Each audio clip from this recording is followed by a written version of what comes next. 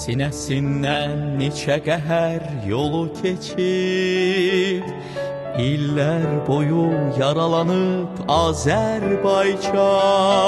Sinəsindən indi zəfər yolu keçir, azadlığın ətri gəlir torpağından.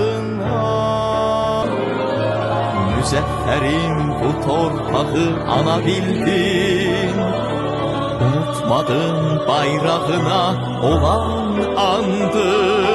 Neçə sınavlardan keçib gəldin, ay il qələbəyə adımladın.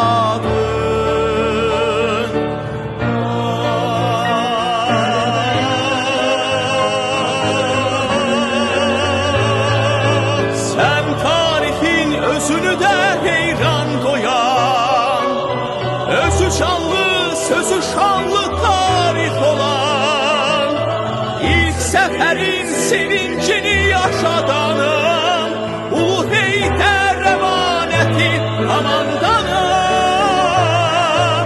Ürəyində yurt sevgisi daşıyanlar, vətən üçün, torpaq üçün yaşayanlar, 44 günə möcüzəyə döndü elə.